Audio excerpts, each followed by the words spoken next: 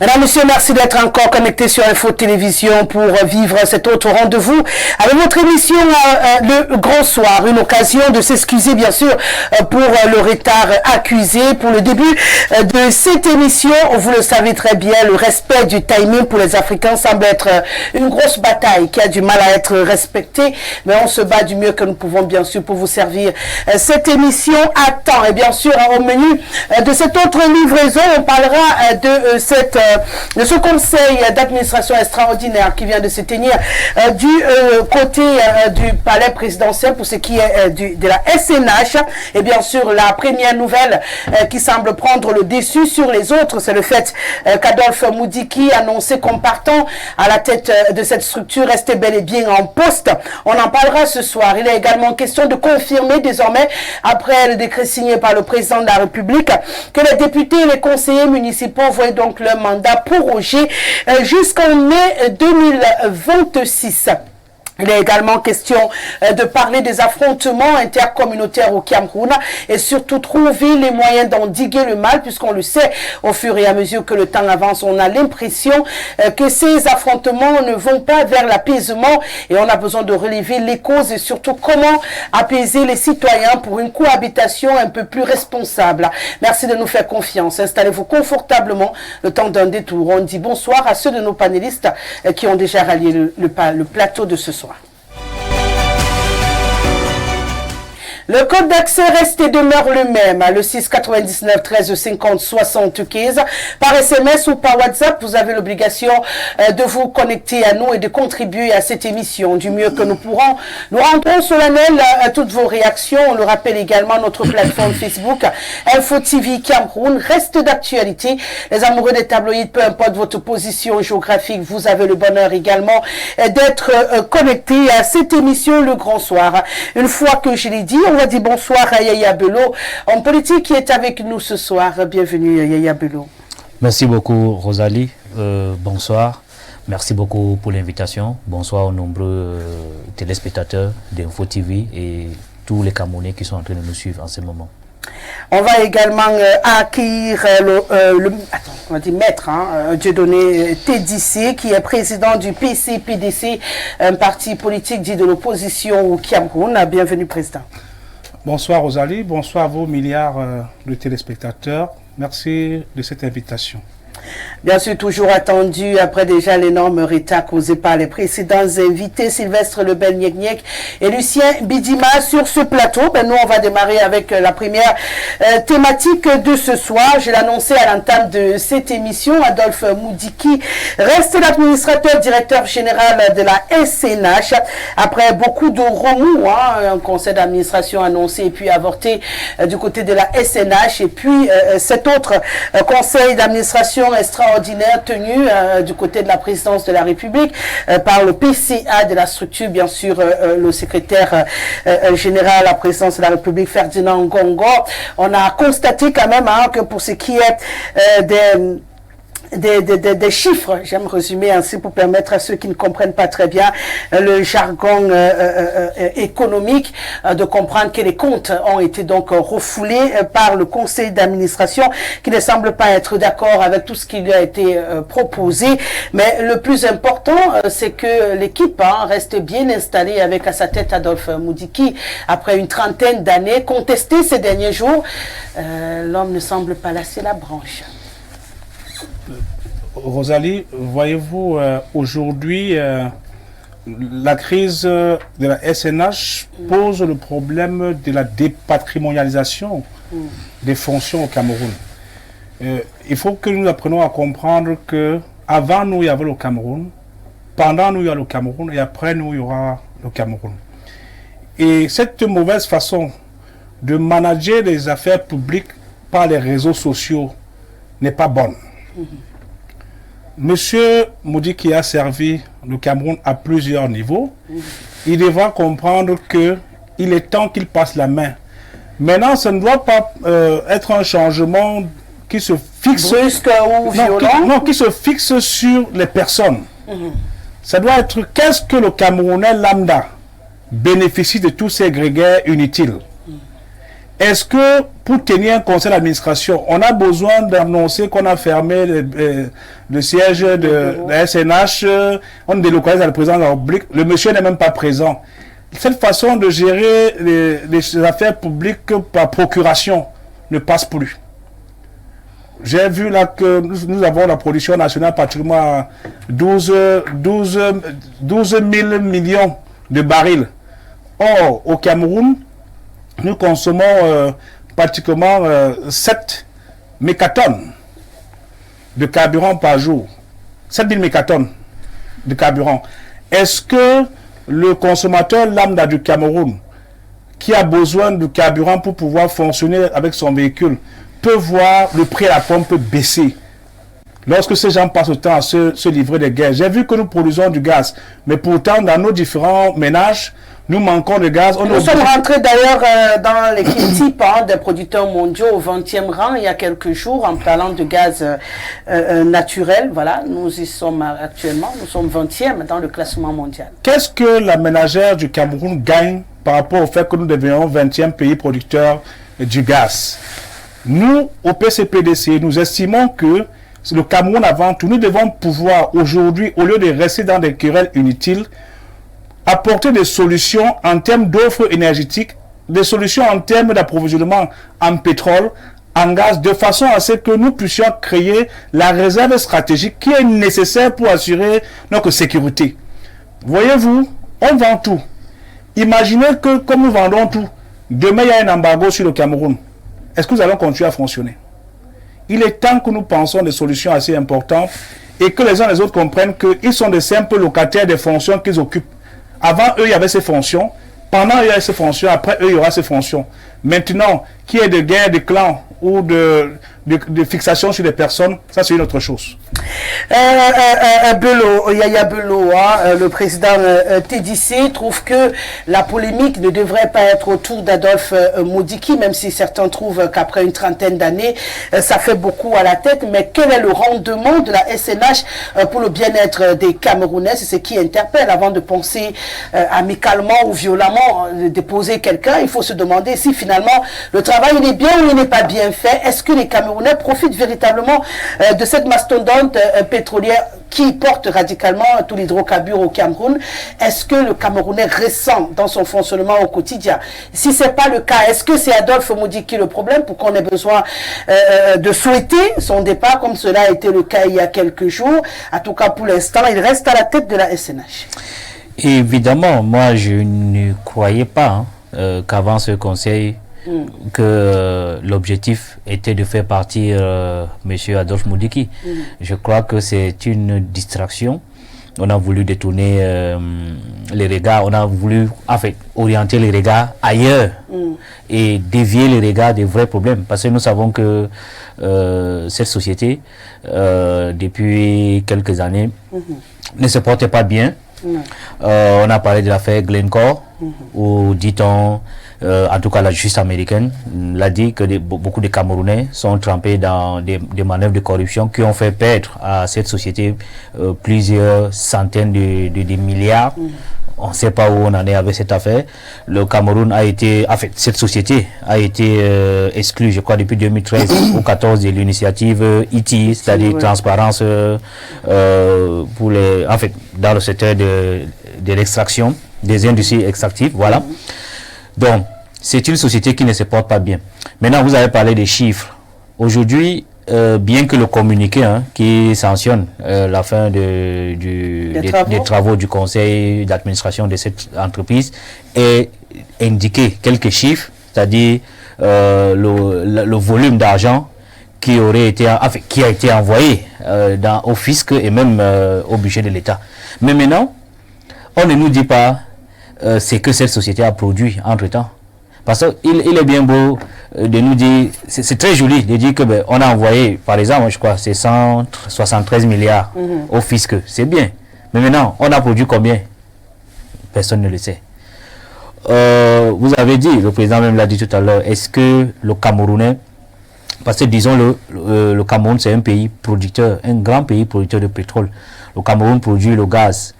Parce que les hydrocarbures, ce n'est pas que le pétrole d'or. Est-ce que donc le Camerounais qui voit au jour le jour l'essence, le gazole augmenter à la pompe, a encore le sentiment d'appartenir à un pays immensément riche. Ça, je crois que pour le Camerounais, c'est une fiction, tout simplement. C'est bien beau de dire que le Cameroun, c'est un pays riche au sol et au sous-sol, mais le Camerounais... C'est la question que j'allais vous poser. Le Camerounais ne se ressent pas. De quelle richesse? Voilà. Heureusement, vous avez précisé, vous parlez du sol et du sous-sol. Du sous-sol, le Camerounais ne le ressent pas. Le Camerounais est juste ébloui par des scandales à répétition qui se passent dans ces structures. Maintenant, on a présenté M. Adolphe Moudjiki comme l'épouvantail pour distraire les Camerounais des vrais problèmes. Parlons de lui. Je crois que dans cette entreprise, je crois que c'est une entreprise publique et que là-bas, un directeur doit faire 3 ans fois 3, je crois. Le mandat est de 3 ans fois 3. Il est déjà à 31 ans. Ben, c'est un problème. Donc, avec ce temps passé à la tête, M. Moudjiki, c'est un homme, il peut être usé, il peut manquer d'innovation. Bref, je crois que même Moudjiki lui-même à ce poste, je crois que c'est déjà un problème parce que ça viole déjà les statuts et même les textes qui encadrent les établissements publics. Donc, pour moi, comme je l'ai dit à l'entame, l'objectif n'était pas de faire partie Moudjiki parce qu'on savait que ça allait être très difficile. Vous avez l'impression qu'on a créé ce bruit autour de lui juste pour éviter une concentration sur la réalité qui se vit en ce moment au sein de la SNH? C'est exact. La preuve, quand j'ai lu le communiqué, il est dit quelque part que les chiffres qui ont été présentés n'ont pas été accepté. C'est une première d'ailleurs dans l'histoire de cette société que les comptes soient refoulés. Après combien d'années, les comptes de l'exercice 2003, c'est un fait inédit pour cette entreprise. On n'a jamais eu, bien entendu, ce genre de situation. C'est la preuve donc que le problème principal n'est pas d'avoir la tête de M. Moudjiki, mais le principal problème est ailleurs. Cette entreprise, pour ma part, je pense qu'elle ne se porte pas bien au vu des scandales qui se sont succédés, notamment l'exclusion du Cameroun de l'initiative ITI, même le scandale de Glencore. L'entreprise ne se porte pas très bien. Et maintenant, les textes même qui régissent le parcours ou alors la durée de mandat des dirigeants à la tête de cette structure ne sont pas respectés. Donc quand vous avez un homme qui devrait normalement passer 9 ans à la tête de la structure, qui se retrouve donc à 30 années, 31 années, vous voyez que en termes de compétition, en termes d'innovation, en termes même d'enthousiasme, il y a des questions à se poser. Donc moi je crois que cette structure, on parlait d'elle aujourd'hui, on va peut-être parler d'autres ailleurs, enfin un autre jour. Celle-là, elle ne se porte pas bien. Maintenant, le regard qu'on a voulu... donc pour vous, c'est pas Moudjiki le problème, c'est qu'il faille résoudre le problème en profondeur. Est un problème. Ah d'accord, il est un problème parmi tant d'autres. Voilà, il a débordé largement le mandat dont il devait avoir à la tête de ces structures. C'est un problème. Mais maintenant, le problème de fond, je crois qu'il est ailleurs. Oui, en termes de productivité, en termes de transparence. Parce que là, le Camerounais ne peut pas vous dire exactement ce que cette entreprise-là produit et où va ce revenu. Vous vouliez rajouter quelque chose, Président? Je voudrais à la suite de mon copanéliste faire observer que au PCPDC, nous estimons sur le plan de notre programme, du point de vue de l'éthique, voudrait qu'il y ait ce qu'on appelle les logiques de partage en termes de richesse. Aujourd'hui, le problème de la SNH n'est que l'arbre qui cache la forêt. Nous avons aujourd'hui les terres rares du Cameroun qui sont pillées à Batchenga, pillées dans la Menoie, pillées dans les hauts plateaux. Les Chinois portent et vont directement verser dans les bateaux. Et ça avec la complicité des gens de mine. Donc, il faudra que nous soyons sérieux dans ce pays parce que demain, nous allons léguer à une nouvelle génération un pays. Est-ce qu'on va léguer un pays aride, sans ressources, alors que la nature nous a gracieusement... Donc, vous avez l'impression qu'on a un sol riche, mais qui est en ce moment exploité anarchiquement, sans véritable suivi. En désordre. Et d'ailleurs, je saisis l'opportunité pour mettre un doigt assez particulier sur l'exploitation minière des ressources naturelles du Cameroun. Vous avez le département de la KDI, dans le village Kambélé. Vous avez dans le Lom et Djerem, du côté de Beta Oya. Les Chinois foutent du désordre un peu partout. Aujourd'hui, c'est la SNH. Ailleurs, c'est l'or qui est pillé avec la complicité d'un certain nombre de nos citoyens. Nous pensons au PCPDC qu'il est important de changer le curriculum de formation de nos enfants pour qu'on puisse former les ressources humaines nécessaires à l'effet de pouvoir transformer nos matières premières pour notre compte d'abord. Et figurez-vous, aujourd'hui au Cameroun, vous avez les SCDP et autres là. Est-ce que nous avons un stock de réserves stratégiques pour pouvoir prévenir des tensions sur le marché international ou bien prévenir des crises majeures qui peuvent survenir et qui peuvent amener la rupture en termes d'approvisionnement? Non. On va dans une politique de navigation à vue, à volo, et c'est pas bon. Voilà ce que je peux dire à cette fin. Bonsoir, Lucien Bidima. Bonsoir. Vous serez la voix du RDPC encore ce soir, même comme vous êtes entendu pour me faire démarrer tous mon émission en retard.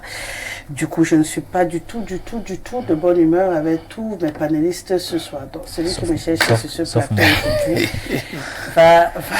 Sauf moi. Non, on tient à présenter les excuses. Ce n'est pas forcément de notre faute. Les embouteillages font tels que on a pris toutes les dispositions depuis 16 heures pour que j'arrive ici, mais malheureusement, ce n'est pas trop de notre faute. C'est le seul argument que je n'accepte plus sur le grand les embouteillages. C'est une réalité au Cameroun. Puis, quand les fonctionnaires commencent à passer à la caisse, on le sait tous, même ceux qui ont garé les véhicules, sortez les véhicules. Donc, on doit savoir que dès le 24, si on quittait à 16h, on quitte à 15h30, parce que tous les chauffeurs sont sur la route. Et bon, d'ici le 10, ils vont libérer un peu la route, parce que le carburant sera fini. Et tout va circuler de nouveau. Je pense que c'est une routine que tous les Camerounais maîtrisent. Donc, le prétexte d'embouteillage, moi, je n'avale plus. En tout cas, vous nous avez trouvé. On parle justement de ce conseil d'administration extraordinaire qui vient de se tenir au niveau de la SNH et qui nous informe que malgré tout ce qui a été annoncé, avec des noms à l'appui pour remplacer Adolphe Moudiki, il reste bel et bien en poste, même si il faut dire que les comptes de l'exercice 2023 ont été rejetés et que c'est historique quand même pour cette entreprise. D'abord, permettez quand même de vous dire quelque chose, Rosalie. Vous êtes suivi à Dubaï d'où je sors. Ah oui, ah oui. Et puis, tu vois que le retard a fait, j'ai même oublié. Je remercie tous les Camerounais et toutes les Camerounaises qui s'y trouvent. Je voulais quand même déjà attirer l'attention des parents sur le fait qu'on se retrouve aujourd'hui à aller à Dubaï très facilement. Et on vous envoie des notes telles que votre enfant vient travailler à Dubaï alors que ce n'est pas vrai. C'est parfois des réseaux de prostitution qui se forment et puis les enfants se retrouvent dans la souffrance. Il faudrait peut-être réguler ce genre de choses. Heureusement, le consul du Cameroun à Dubaï est proactif. Nous avons eu des discussions à très haut niveau et je crois que je vais m'y pencher sur ce processus. Ce n'est pas mauvais d'aller explorer ailleurs, mais il faut y aller avec les garanties de faire ce dont on vous a dit d'aller faire et puis éventuellement d'investir, de rentrer investir dans son pays. J'ai quand même aussi rencontré une forte communauté. Bon, on ne va pas y passer beaucoup de temps. Non, une forte communauté. Si vous étiez arrivé à l'heure. Une forte communauté. On va continuer avec le débat. Une forte communauté de camarades du RDPC. Je leur dis, il faut s'inscrire dans les listes électorales. Mais maintenant, s'il faut revenir sur votre sujet. Vous savez, au Cameroun, moi je n'ai jamais compris le fait que la rumeur prend le pas sur la réalité. Moi je suis membre du conseil d'administration d'une société de la place qui est très très importante. Je veux d'ailleurs vous dire que le conseil d'administration ne s'improvise pas. On convoque le conseil d'administration, la loi demande, ou le code du travail demande que les administrateurs soient informés 2 semaines avant la tenue du conseil d'administration avec l'ordre du jour bien précis. Ça veut dire que quand le PCA du conseil d'administration, en l'occurrence le ministre d'État secrétaire général, a convoqué le conseil d'administration, parce qu'en fait, j'ai encore entendu des choses qui ne sont pas vraies. Ce n'est pas le directeur général qui convoque le conseil d'administration, ce n'est même pas le directeur général qui peut refuser le conseil d'administration. Le conseil d'administration est une instance stratégique qui donne des grandes orientations, qui valide des comptes et qui valide la gestion du directeur général. Donc, c'est le patron du directeur général. Donc, le directeur général, le président du conseil d'administration convoque le conseil d'administration. Si au premier conseil, le quorum n'a pas été, convoque 7 jours après, et immédiatement, il valide tout ce qu'il a validé.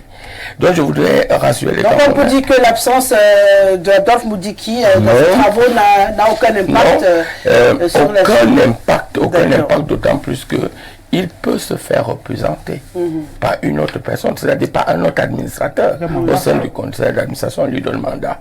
Et même si il ne donnait même pas mandat, toujours est-il dit que si on arrive et que le quorum est atteint, on va vérifier. Mais je veux encore dire que quand on regarde qu'on a vérifié les comptes, qui produit les comptes? C'est la direction générale, c'est le directeur général qui produit les différents comptes qui ont été vérifiés. Ça veut donc dire que Adolphe Moudiki a pris aussi toutes les dispositions pour mettre en phase des travaux en ce qui concerne le conseil d'administration, tous les documents nécessaires avant de s'en aller. Donc, tout ce qu'on a eu à raconter, moi j'étais ahuri, parce que les Camerounais doivent toujours s'informer de ceux qui connaissent ces affaires-là ou ceux qui les vivent.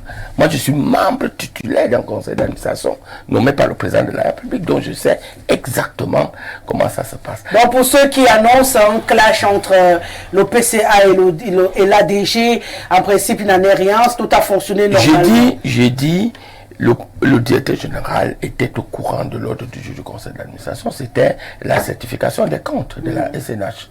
Et la preuve est qu'on nous a fait certifier les comptes. Si d'aventure on décide de nommer un autre administrateur, c'est-à-dire il y a un conseil d'administration extraordinaire qui est convoqué avec un seul point à l'ordre du jour, à ce moment-là, il faut savoir qu'il y a deux manières de nommer un directeur général dans une société d'État, dans une société parapublique. La première, c'est la nomination directe par le président de la République parce qu'il nomme aux emplois civils et militaires. Ce qui avait été le cas il y a une trentaine d'années. Ou alors, il peut demander au conseil d'administration de nommer tel ou tel. Et j'ai dit que tout ça vient toujours du président de la République. Il peut demander que tel, et à ce moment, le conseil d'administration notifie la nomination de tel ou le remplacement de tel. On a vu ça avec, par exemple, Kamwata. Donc, c'est connu de tous les administrateurs. Qu'on ne vous dise pas que les administrateurs n'étaient pas informés, qu'on ne vous dise pas qu'on a fermé les portes au directeur général, au ministère d'État, etc. Au PCA. Vous ne savez pas la force d'un PCA en ce qui concerne. La preuve est là. Le conseil d'administration a décidé de ne pas valider les comptes. Et je vous dis, quand on ne valide pas les comptes, tout s'arrête presque. Parce qu'il faut justifier, il faut aller au fond de ce que le président du conseil d'administration demande au directeur général. Et s'il n'y a pas de justificatif, le conseil, lui, peut plutôt provoquer le départ du directeur général immédiatement, en rendant compte à qui le droit. Est-ce qu'on ne serait pas tenté de penser que c'est le processus qui est en cours? Oh, je ne peux pas l'imaginer parce que en vérité, quand on regarde la suite des événements, moi je m'arrête, ne serait-ce qu'au niveau du conseil d'administration. Les comptes n'ont pas été validés, c'est très grave. On te donne un délai pour faire valider les comptes. Et surtout là-dedans, on te demande de justifier des montants qui sont faramineux. Donc, parce qu'il faut savoir que tout acte pris qui influe sur une société d'État, sur la gestion du directeur général, doit avoir une délibération du conseil d'administration. Vous ne pouvez pas sortir peut-être 26 milliards de francs sans que le conseil d'administration ne vous ait donné la délibération, ou tout au moins sans que le chef de l'État n'ait eu à le solliciter. Même quand le chef de l'État le sollicite, il y a toujours un acte délibératif qui s'ensuit. On peut convoquer un conseil d'administration extraordinaire pour dire on va prendre telle ou telle disposition parce que le président de la République a décidé qu'on prenne telle ou telle mesure. Mais un individu, un directeur général ne peut pas se lever et poser un acte qui totalement influe sur le conseil d'administration. Alors, mais je veux dire par là que aujourd'hui, nous devons saluer plutôt la transparence qui est faite. Pourquoi moi je ne comprends pas. Par solidarité, comme administrateur d'une société, je suis solidaire au ministre d'État, secrétaire général de la présidente de la République. Lui qui est président du conseil d'administration, lui qui n'a fait que son travail, il a convoqué le conseil d'administration. Et c'est pour cela que je félicite aussi tous les autres directeurs généraux, parce qu'il y en a certains, je n'ose pas les citer ici, qui ne fonctionnent qu'avec les délibérations du conseil d'administration tel que c'est prévu. Et c'est pour cela que vous allez voir, quand on en arrive peut-être à des redressements fantaisistes, alors qu'on ne connaît pas comment fonctionne la société, on ne s'interroge pas comment un directeur général a pris telle ou telle action. Il faut aller au fond, à savoir que aucune action ne peut être prise qui engage la société dans une certaine mesure sans délibération du conseil d'administration. D'ailleurs, même dans certains conseils d'administration, il va jusqu'au recrutement des hauts cadres.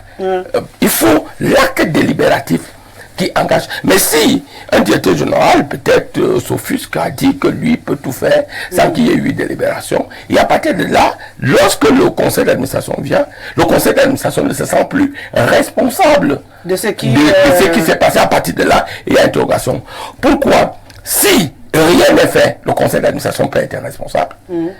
Co-responsable de la gestion du directeur général. Et on parle d'une somme de près de 26 milliards de francs. Et ne vous attendez pas quand même à ce que le ministre d'État, secrétaire général, la présidente de la République, accepte ne pas avoir une certaine lisibilité et vous lui demandez de valider de tels comptes et de mettre en jeu. Que jusqu'ici, il avait une lisibilité. Et oui, il veut une... Il a toujours tout par rapport. Non. Tout ce qui a été fait avant, ça veut dire que quand vous entendez qu'il y a eu, à la fin du conseil d'administration, qu'effectivement on a validé les comptes, ça veut dire que tout a été minutieusement accepté, étudié. Et il y a la co-responsabilité du conseil d'administration. Oui, Président. Rosalie, je voudrais, à la suite de M. Bidima, faire une observation particulière. Il y a un incivisme qui atteint un niveau qui ne dit pas son nom. À quel niveau? Comment se fait-il que des informations confidentielles pour des sociétés comme la SNH se retrouvent dans les réseaux sociaux de Vous voulez qu'on réouvre ce débat? C'est un débat qui est vieux comme le monde. On en a déjà parlé sur ce plateau. En fait, j'en parlais encore il y a quelques jours. Je voulais faire une précision assez importante, sans être un de ses amis personnels. Il y a quand même un ministre dans ce pays qui a été ministre porte-parole du gouvernement, qui a discipliné la communication à tous les niveaux, le ministre Issa Chiroma Bakary, où il n'y avait pas ces affaires des réseaux sociaux de tous les côtés, où les influenceurs ne versaient pas dans la rue les autres, parce que figurez-vous... Comme pour dire quoi, que la communication ne fait pas son boulot au Cameroun en ce moment, pour l'instant, on pleure Issa Chiroma, comme vous voulez dire. Pour l'instant, il y a une grande cacophonie dans la distillation des documents administratifs dans les réseaux sociaux, ce qui n'est pas normal. Mais en quoi ça concerne la communication? La communication doit être disciplinée. Une institution, vous appartenez à une institution, si les informations internes à une institution se retrouvent dans les réseaux sociaux de tous les côtés, c'est ça qui crée cette fixation sur les personnes. On parle de M. Moudi qui est à gauche et du secrétaire général à droite. D'accord. Non, mais si vous permettez, on ne peut pas remettre en cause la communication gouvernementale, là, qui est suivi par le ministre René Sadi, dont on connaît la rectitude morale, dont on connaît la perspicacité, l'efficacité dans la gestion de ce qu'il fait. Mais maintenant, il est totalement impossible, voire impossible aujourd'hui, de dire que nous sommes avec Rosalie aujourd'hui. Ce que nous sommes en train de dire, je vous ai parlé de Dubaï, Arabie Saoudite, États-Unis, etc. Comment vous allez faire pour que, effectivement, qu'on se mette à vérifier les téléphones de tout le monde pour ce que... Et vous souvenez-vous, l'État d'ailleurs a pris le Premier ministre, a pris un arrêté là-dessus, c'est-à-dire pour essayer de sensibiliser. Mais on doit aller dans la discipline de savoir que ceux qui mettent tous les jours dehors les informations, on peut les savoir. Pourquoi? Parce que dans une société, on connaît exactement qui a accès à telle ou telle information. Bien sûr. Donc, c'est pourquoi je posais la question. C'est pas toujours un problème du ministère de la Communication. Ça vient généralement des structures qui sont mises en cause. Il y a toujours une top à l'intérieur qui met les documents dehors. Ces gens des réseaux sociaux ne ramassent pas, n'ont pas la boule de cristal pour aller trouver ces documents dans ces sociétés-là. On fait parler quelques téléspectateurs. Bonsoir à vous. Depuis que vous parlez, la Rosie, qu'est-ce qui change même dans ce pays? Ces gens continuent de voler n'importe comment et le prix de tout monte. Vous pensez que ces gens sont encore des êtres humains comme nous tous? Les gens sont fatigués et la plupart d'entre eux ont double nationalité et tous leurs enfants et femmes, pour la plupart, sont à l'étranger, qui suivent une éducation prestigieuse et se soignent dans des prestigieux hôpitaux. Mais qu'est-ce qu'on laisse à la population camerounaise où tous les soirs, dans le journal, on nous montre toujours des prêts, des milliards pour financer des projets parfois déjà financés et non livrés. Qu'est-ce qui est achevé au Cameroun? Il faut qu'on nous dise réellement. Qui va vous dire? Bon après-midi, la Rosa Star. Que M. Moudiki reste en poste ou pas, on le dira jamais assez. Le vivre ensemble ne peut pas être possible au Cameroun. Quand il y a ceux qui gagnent 50 millions de francs CFA par mois et autres avantages en nature et d'autres qui gagnent à peine 50 000 francs CFA brut. Et ce n'est pas un cas isolé. Jean-Paul depuis Yaoundé. Autre réaction enregistrée. Bonsoir Rosalie. Dans un état de droit, toute analyse sur la marche des affaires de la nation est encadrée. Je suis étonné qu'on s'émeuve de la longévité de Moudiki à la SNH quand on sait qu'au Cameroun, la norme en matière de respect de la durée au poste dépend du lion. C'est monsieur Zigli qui nous écrit ce soir. Waouh! Dans une pureté vestimentaire pour un débat médiatique dans la paix. Bello du PCRN, Nounou le rebelle, président le démineur au soir devenu grand, que de bagarres politico-administratives à accoucher du zoisois. L'homme à lapin ayant été chassé comme un malpropre la semaine dernière, toute honte bu a couru vers la présidence pensant court-circuité par Moudiki qui depuis 31 années moudikise la SNA selon ses humeurs et n'a de compte à rendre qu'au nom dit. Ce conseil d'administration est une tempête dans un verre d'eau pour l'administrateur général qui du haut de sa structure malgré son état de santé précaire dit ya parce que créature royale comme le nomme Guillaume au sommet du royaume. La tempête déjà dans le studio dans un vestimentaire de buveurs de pétrole avec l'arrivée du grand prétron, du rassemblement des danseurs et percussionnistes nutritionnistes. Où est mon ami monsieur le maire? Aurait-il fui Bidima au Sombo qu'il a eu un énorme retard monsieur le maire? Ouais, Bidima, vous ne voyez pas aussi du côté de la présidence de la rue publique dans des malversations financières? Au Sombok, c'est Massoka Thomas. On va se rendre du côté du Gabon. Bonsoir madame. Demandez à monsieur Bidima ce qu'il pense des jeunes Camerounais que son régime est en train de kidnapper partout, notamment au Gabon et à Douala. Que diront-ils demain? Comment vous pouvez écraser votre propre jeunesse, même si je ne comprends pas le lien avec le sujet à l'ordre du jour. Oulala, simplement sublime, ma rose préférée. En ces temps difficiles, tu apportes tellement de douceur, de tendresse, surtout beaucoup d'espoir dans nos modestes vies. Sois gracieusement rempli de bénédictions. La SNH est une entreprise à part, dont la gestion relève uniquement et exclusivement du chef de l'État. C'est la première fois que nous sommes d'ailleurs informés des manœuvres de cette société. Cela me semble très curieux, raison pour laquelle je me demande pourquoi maintenant tout ce tralala. Si tout se passe bien dans le meilleur des mondes, Moudiki est un obstacle pour les nouveaux illuminés. Malheureusement, tant que le président demeure au pouvoir, Moudiki restera DG, qu'on cesse de nous distraire. C'est Cyril qui nous écrit depuis Douala. Madame, ce monsieur du RLA me surprend beaucoup. Il y a eu des conseils d'administration qui ont validé des comptes des DG qui se sont retrouvés en prison le lendemain pour faute de gestion. Le Cameroun est un pays penché, désorganisé et dangereux en ce moment. C'est Sopfrika qui nous écrit: bonsoir Rosalie, on a vu dans ce pays des DG voir leur gestion approuvée par le conseil d'administration et qui se sont retrouvés devant le TCS et même en prison. Joseph depuis Mbomane qui nous écrit. Autre réaction: bonsoir Rosalie, je félicite le PCA de la SNH pour avoir osé ce qu'il a voulu faire est naturellement impossible ici. Robert depuis Bolova. Heureusement que nous, à Amba, nous sommes derrière le Cameroun. Comme pour dire. Il y a quand même des réactions qui très souvent m'étonne un peu. Hein. Il y a des téléspectateurs qui ont des inspirations. Monsieur Moudiki est juste victime d'une cabale d'un monsieur qui pense que c'est lui le deuxième président du pays. Il va bientôt se rendre compte que la réalité ne s'habille pas du même drapeau que les rêves. Gauthier depuis Mindon à Yaoundé qui nous écrit. On va du côté du Gabon. Bonsoir Madame Rosalie, j'ai suivi l'intervention de certains hommes politiques du RDPC qui voient en cette décision... Non. C'est d'autres choses. Ce pays est à repenser ou à refaire. Point. C'est tout ce que j'ai à dire. C'est Jacques depuis Libreville. Merci de ne pas balancer des appels.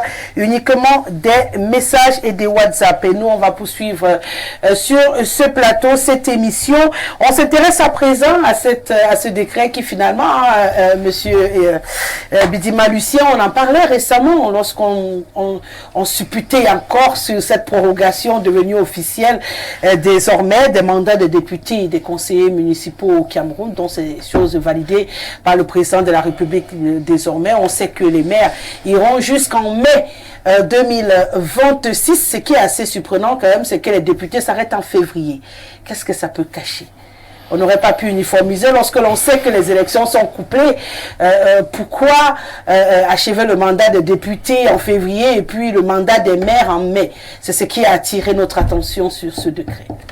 D'abord, je dois dire que Rosalie, moi j'ai écrit officiellement au président de la République il y a 2 mois. Officiellement, j'ai déposé dans ses services lui demandant avec l'amabilité de prolonger le mandat des députés et... Ah, toi tu étais pour cette prorogation? Oui, j'ai écrit officiellement et j'ai justifié ma démarche sur le fait que l'année qui commence, l'année 2025, nous étions dans l'incapacité d'organiser toutes les élections. Et d'ailleurs, je remercie le chef de l'État pour maintenant avoir plus ou moins dissocié les élections législatives aux élections municipales. Il n'y a aucune loi qui dit que les élections doivent forcément être couplées. Parce que le processus organisationnel d'une élection demande en certains moyens, demande beaucoup de ressources à mobiliser. Et maintenant, les choses sont claires. Et c'est ce que j'avais dit avant. Les choses sont claires de savoir que nous avons l'élection présidentielle l'année prochaine et cette élection doit nous concerner nous tous. Et je crois que les conditions pour participer à cette élection sont maintenant définies. Et je crois que désormais dans vos plateaux, au niveau de vos plateaux, on ne va plus se perdre. On ne va plus supputer, c'est déjà clair. Et chacun aujourd'hui doit savoir si c'est un candidat ou pas, s'il peut être candidat ou pas selon la loi. Les choses sont tellement claires de savoir qu'effectivement, et après, nous aurons l'élection législative qui va suivre après.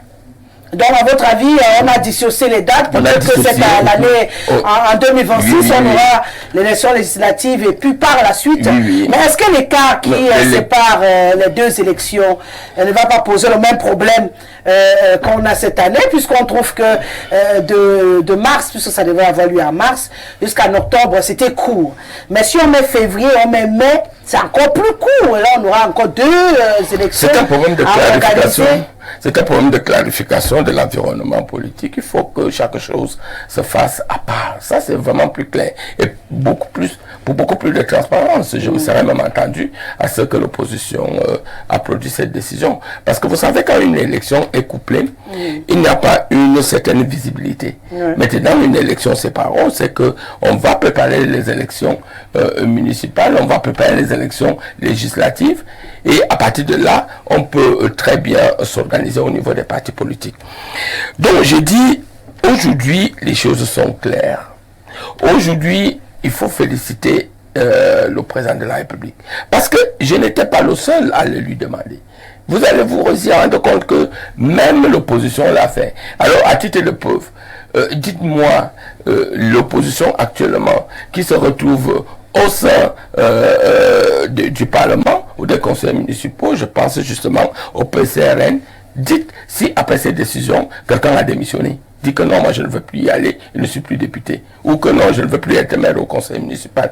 Vous voyez que tout cela, c'était de la poudre aux yeux des Camerounais pour faire comprendre que pour juste des raisons politiques, que non, nous ne voulons pas, juste pour plaire à son électorat, alors qu'au fond, il le voulait. Il le voulait aussi cette séparation. Mais j'ai une dernière question avant de passer la parole au président TDC sur la même question. Il n'y a pas que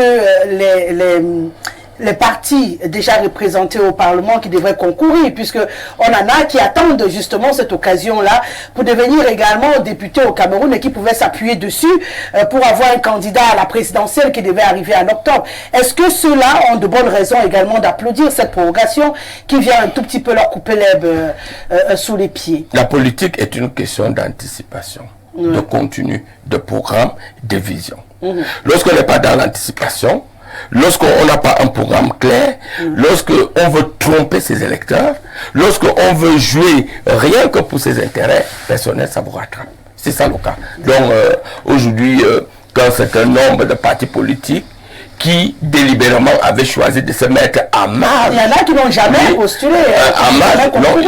Ceux qui n'ont jamais postulé, concourir, il n'y a pas de problème. Ils vont attendre février, mars, ils vont concourir. Mais pour le moment, la loi est là et va s'appliquer à tout le monde. Président, vous faites partie justement de cela. Mais vous applaudissez cette prorogation? Nous ne sommes pas d'accord avec cette prorogation de mandat. Il faut qu'on apprenne à respecter les citoyens qui vous ont élus.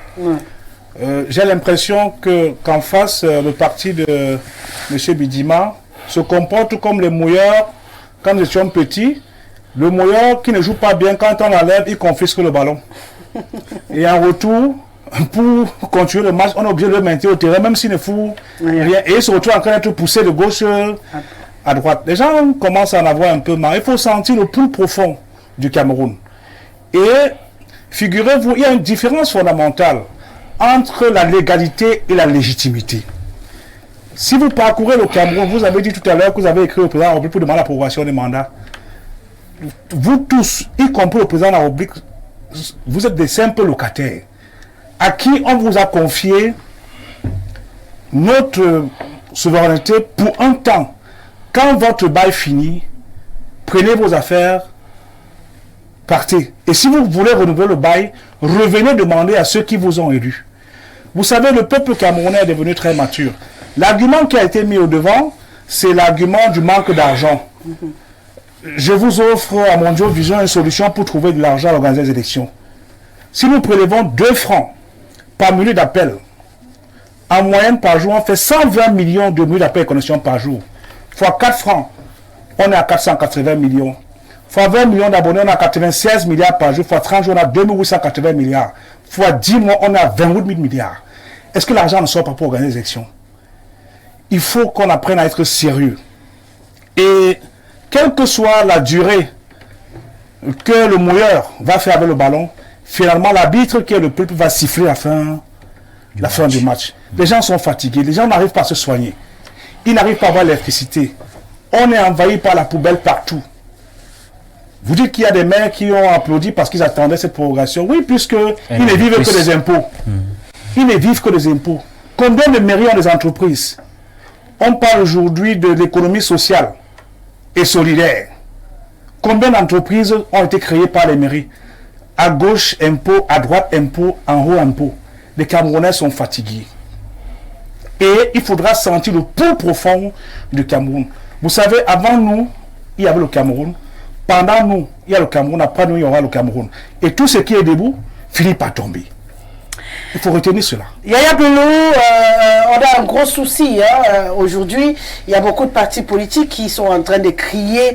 Malheureusement, le décret est là. On n'aura pas d'élection législative et municipale en 2025 avec ce décret qui vient confirmer.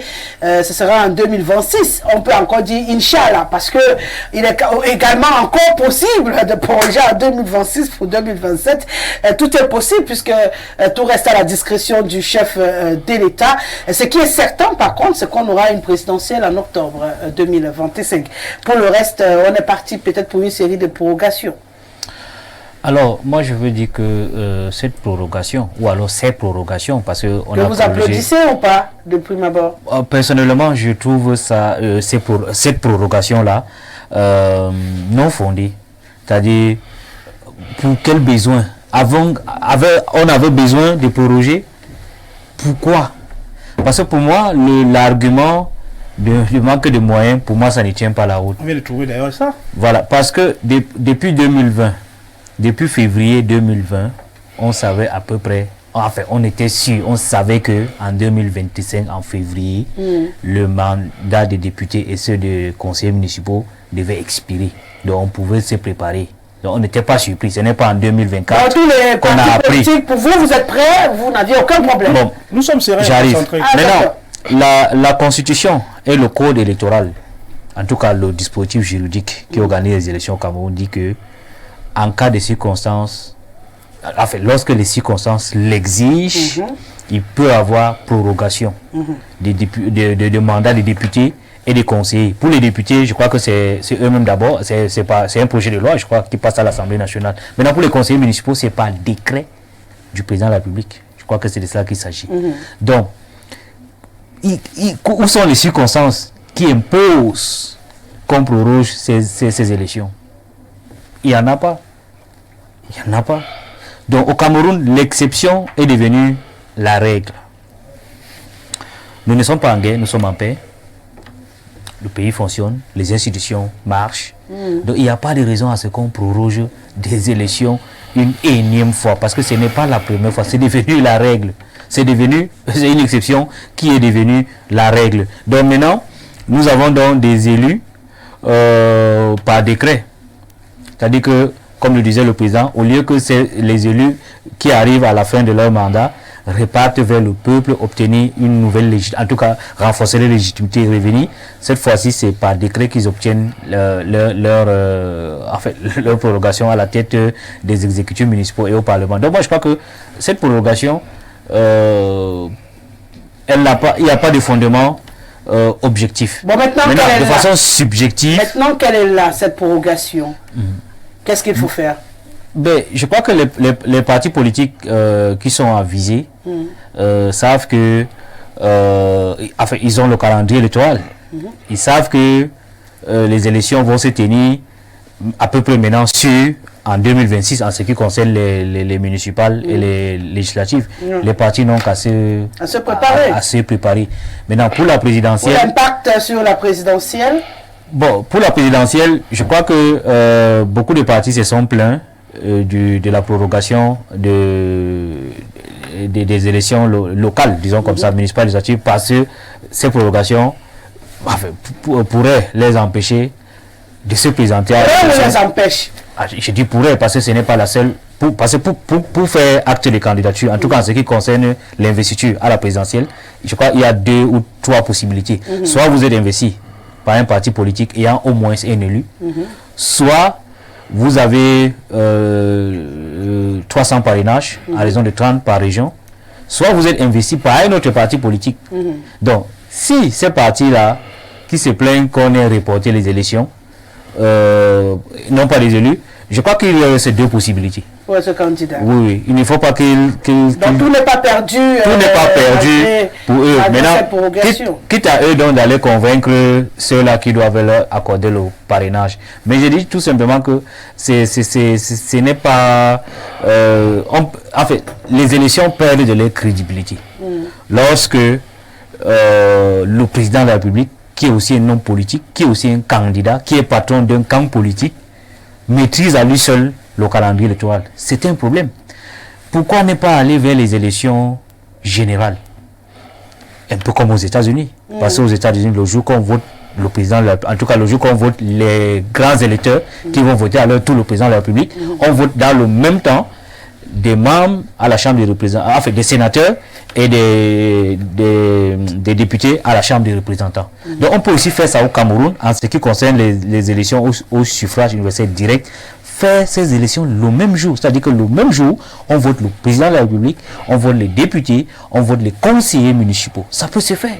Là, oui. Là, on ne nous dira pas que c'est émietté, qu'on n'a pas de l'argent, alors qu'on sait depuis au moins 5 ans, c'est-à-dire depuis le jour où on a élu ceux qui sont en place, on sait que dans 5 ans, leur mandat va finir, on va se préparer. Donc, il y a pas, on ne peut pas prendre ce genre de prétexte fallacieux et nous renvoyer les élections qui, pour le Camerounais, parce que pour le citoyen, il ne comprend plus ce manège-là, disons comme ça, entre guillemets. Pour lui, c'est bizarre. Yaya, à votre suite, l'argument qui a été mis au devant, c'est l'argument financier. Nous, au PCPDC, nous estimons que... Vous ne croyez pas? Nous ne croyons pas. Puisque nous vous disons que, étant donné que le peuple a soif de l'alternance, exactement, le peuple vous dit, messieurs, prélevez 2 francs par minute d'appel et de connexion. Par jour, on fait en moyenne 120 millions de... C'est quel peuple qui a dit ça? Mais écoutez un peu, vous savez, nous discutons avec les populations tous les jours. Nous apportons la solution de l'argent. 2 francs par minute d'appel et de connexion. Par jour, on fait en moyenne 120 millions de minutes d'appel et de connexion par jour. Fois 4 francs, c'est 480 millions. Fois 20 millions d'abonnés, c'est 96 milliards par jour. Fois 30 jours, c'est 2880 milliards. Vous venez de le dire il y a quelques minutes. Je voudrais chuter en disant que vous n'allez pas éternellement confisquer le ballon. Parce qu'à un moment donné, si vous continuez à rester, nous ne prenons pas acte de cette prorogation. Et d'ailleurs, nous sommes en train de faire une pétition. On est en train de collecter des signatures. Quand le quota de signatures sera atteint, nous allons saisir le Conseil constitutionnel. Parce que si c'est 2 500 000 personnes qui vous ont élus et que nous avons collecté 5 millions de signatures, cela suppose qu'on aura la force nécessaire pour pouvoir contre-attaquer ça. Ne prenez pas ça pour argent comptant. D'accord. Qu'est-ce qu'il y a, Lucien? Vous souriez, cette alternative pour vous n'est pas possible et n'est pas faisable au Cameroun? D'abord, je commence à dire que les chiffres qu'il vient de donner sont irréalistes et irréalisables. Vous croyez que vous allez demander aujourd'hui pour satisfaire vos égos à Rosalie désormais de dépenser en plus 500 francs ou 1000 francs de téléphone par jour, c'est possible. Vous savez, non, vous avez dit par minute d'appel. Vous savez combien Rosalie est obligée d'appeler pour solliciter les informations? Je ne pense que son cas. Elle travaille à la télévision, une télévision excessivement moderne. Elle doit solliciter des informations. Elle doit être sur Internet. Elle doit voir tout ce qui se passe. Et vous lui demandez, tout d'un coup comme ça, là, que madame, il faut que... Permettez, je vous ai écouté, pour dire que vos chiffres sont totalement erronés, irréalistes et inacceptables, inadmissibles. Parce que, pour qu'aujourd'hui, vous décidez que vous allez encore empiéter dans le portefeuille des Camerounais, pour vos petits égos, il faudrait que les Camerounais soient d'accord. Vous croyez que si aujourd'hui, vous demandez tout d'un coup à Rosalie de dépenser 2000 francs par jour, parce qu'elle téléphone beaucoup, ça veut dire qu'elle devrait dépenser 60 000 francs le mois. Alors, vous êtes capable d'accepter ça? Parce que votre portefeuille vous le permet d'ailleurs. Donc, j'ai dit qu'il ne faut pas venir à la télévision et dire du n'importe quoi des choses. Nous savons la situation économique actuelle, qu'il y a un problème de finances au Cameroun. Ce n'est pas qu'au Cameroun, c'est presque en Afrique centrale. Nous savons que le Cameroun aujourd'hui, vous allez beau dire qu'il n'y a pas de guerre, etc. On vous le concède. Mais je veux quand même vous dire qu'aujourd'hui, le Cameroun fait face au grand banditisme qui se passe au nord du sud-ouest, où les forces de l'ordre sont suffisamment mobilisées. Il faut des moyens. Nous savons qu'aujourd'hui, pour notre sécurité, au niveau du Grand Nord, il faut beaucoup de moyens. Nous savons aujourd'hui que nous avons énormément de projets qu'il faut faire avancer. Et nous savons ce que coûte une élection. Ce n'est pas comme vous le dites là. Donc, vos rêves de 2 francs, etc. par minute au niveau des Camerounais, personne ne vous l'acceptera. Parce que les Camerounais ne sont même plus prêts à accepter un certain nombre d'impôts. Les Camerounais ne sont même plus prêts à voir que dans leur portefeuille, ils ne sont même pas capables, certains, ils ne sont même pas capables peut-être de finir leur quotidien et que vous venez en leur demander pour vos beaux yeux, parce que vous voulez aller dans une élection qu'ils défalquent l'argent dans leur propre poche. Non, c'est une mauvaise décision. Alors, mais je dis, aujourd'hui, nous ne pouvons pas faire comme si le Cameroun s'arrête en 2025. Mais j'ai quand même une question Comme si- sur votre développement. Oui. Vous avez l'impression que c'est au niveau des 2 francs. Déjà, quand on augmente sur les autres choses, on ne demande pas notre avis. Le carburant, on ne nous a pas demandé si on était d'accord. Quand moi, je peux acheter le savon aujourd'hui à 450 francs au marché, on ne m'a jamais demandé si j'étais d'accord. Pourquoi pensez-vous que si vous vous accordez que pour les élections, il faut ajouter 2 francs, quel Camerounais viendra bagarrer pour dire non, n'ajoutez pas? Puisque tout ce qu'on encaisse, on encaisse sans réchigner. Non, je ne voudrais pas, c'est des solutions qui ne tiennent pas. Il faut faire une étude, il faut être d'accord avec les gens qui sont au niveau des opérateurs. Il faut aller dans le fait que ça ne se limite pas à dire que vous ajoutez 2 francs. Ça veut dire que ça va faire un chiffre d'affaires plus. Ça veut dire qu'au niveau d'Orange et MTN, on va les surtaxer en ce qui concerne les impôts. C'est-à-dire, c'est des choses qui vont ensemble. Lorsque vous faites un chiffre d'affaires élevé, ou alors lorsqu'on voit que vous aviez la possibilité d'avoir 10 000 francs et qu'aujourd'hui vous avez 20 000 francs, on Rosalie immédiatement les impôts, il y a l'impôt sur le chiffre d'affaires. Donc je dis que ce n'est pas possible, ce n'est pas faisable. Alors mais je reviens à dire que c'est... et puis l'autre chose qu'il dit, ils vont collecter pour saisir le Conseil constitutionnel. On a envie de demander, est-ce que l'acte que les députés ont pris ou que le président de la République a pris est anticonstitutionnel? Est-ce qu'il ne s'est pas appuyé sur la constitution de notre pays? Non, il s'est appuyé sur ça. Ce sont ses prérogatives. Quand vous êtes président de la République, l'État du Cameroun, le peuple camerounais justement, vous donne les moyens pour mieux gérer. Il a dit, non, on ne doit plus continuer à pleurnicher parce que ça ne changera rien. Aujourd'hui, ce que je vous demande, au même moment que nous avons dans le RDPC 360 sections et que tous les jours nous sommes sur le terrain, allez-y travailler. Et que le moment venu, en 2025, est-ce que la coalition, lui-même, il a dit ici, mon camarade qui est à côté de moi, il a dit qu'effectivement, il y a des possibilités qu'un candidat peut solliciter l'appui d'un autre parti politique, faire des coalitions, si vous le voulez bien. Parce que le RDPC, lui, il en fait. Nous, aujourd'hui, nous travaillons avec l'UNDP, on a toujours travaillé avec l'UNDP. On va valider les coalitions, il y a non, j'ai dit, les coalitions, aujourd'hui, nous avons un partenariat avec l'UNDP. Ça, à la dernière élection présidentielle. Travailler. Mais ils ne peuvent pas. Pourquoi? Parce que, Rosalie, le problème de l'opposition, c'est des égos surdimensionnés. Moi ou rien. Moi ou rien. Et ce moi ou rien là empêche qu'il y ait un programme commun. Et quand je vous ai dit, pourquoi le PCRN ne démissionne pas? Ils ont des députés à l'Assemblée, eux qui viennent nous dire que cette loi-là est une mauvaise loi. Pourquoi ils ne démissionnent pas? Ils peuvent démissionner et dire que nous, qu'ils montrent leur bonne foi, que vraiment, nous sommes très très contre cette loi et comme notre mandat finit tel jour, nous on démissionne. On ne veut plus être député.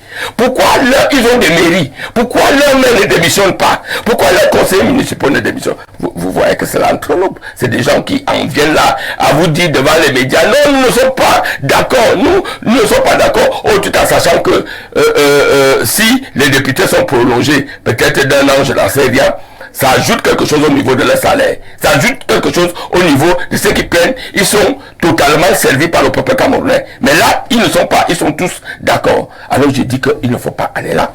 Ils sont aussi d'accord. Pourquoi? Parce que la loi prévoit ça. Ils n'ont pas triché pour y être. Ils n'ont pas menti pour y être. Ce sont ce que prévoit la Constitution. Alors moi, je viens dire, il n'y a plus rien qui va se passer, monsieur le Président. Il n'y a plus rien. Allez travailler. Le RDPC travaille. Il y aura élection présidentielle cette année. Et le président Paul Biya est candidat.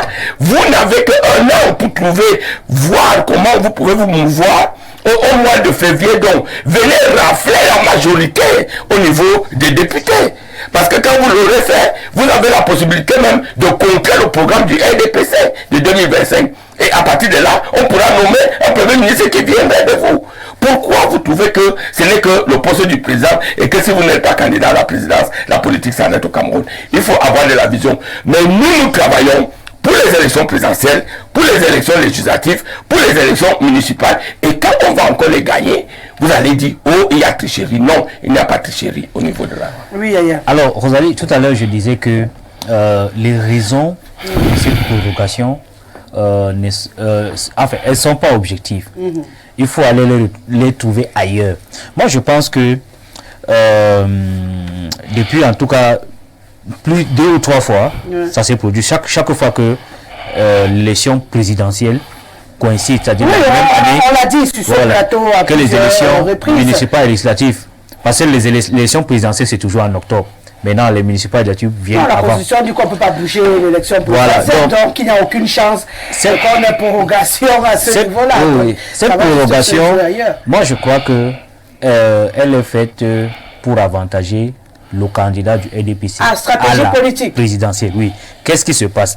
C'est-à-dire que cette prorogation vise à faire travailler les lieutenants du RDPC pour leur patron politique.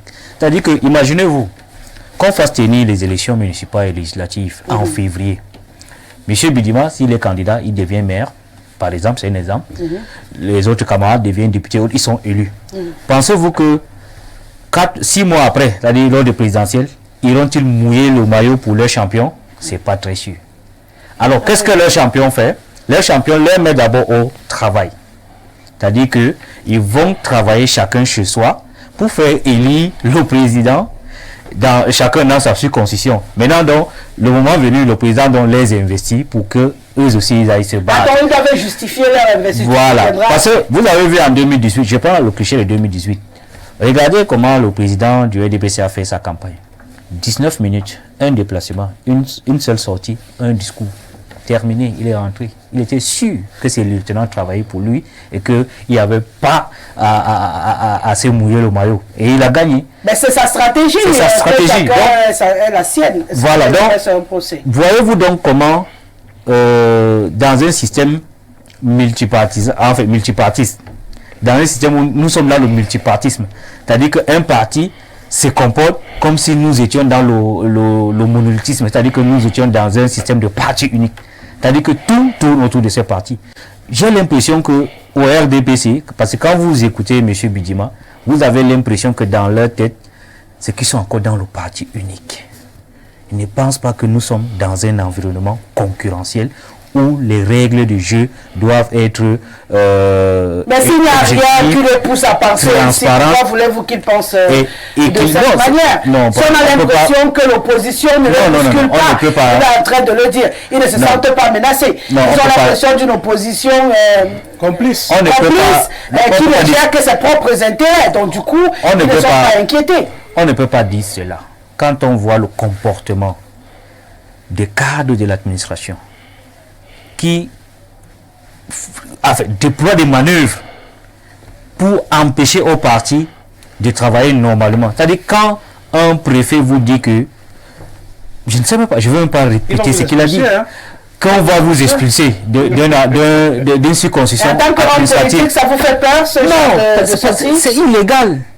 Quand vous voyez comment un ministre en charge de la tutelle des partis politiques devient plutôt un manager des partis politiques, c'est un problème. C'est-à-dire que n'allez pas accuser l'opposition, dire à l'opposition que vous êtes incapable, vous ne pouvez rien faire, alors que cette opposition n'a même pas de statut. Il n'y a même pas de statut de l'opposition au Cameroun. Il n'y a pas de statut de l'opposition.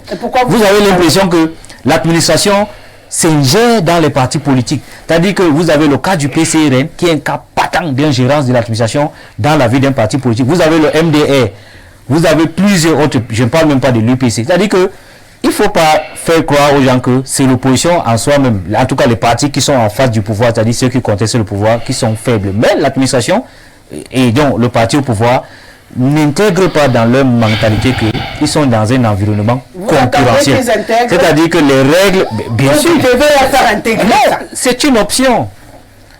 On peut décider, comme à l'époque où le président Aïdjo avait décidé d'aller, il y avait le multipartisme. Hein? Avant qu'on ne vienne au monolithisme, il y avait le multipartisme. Mais le président Aïdjo a décidé que nous partons. C'est une option.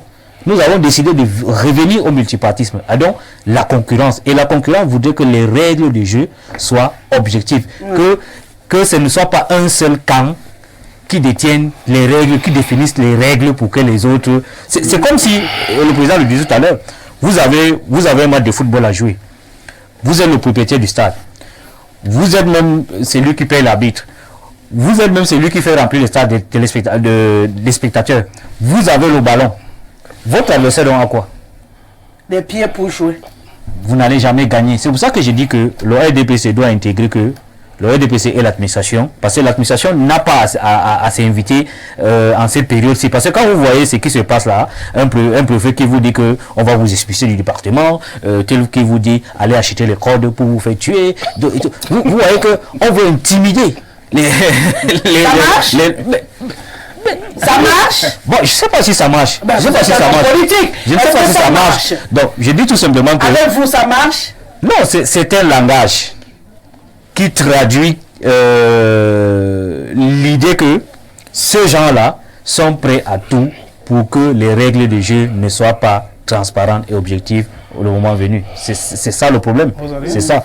Oui, Président. Je voudrais faire une observation particulière à M. Bidima. Voilà, vous savez, gagner une élection présidentielle, ce n'est pas crier sur les plateaux.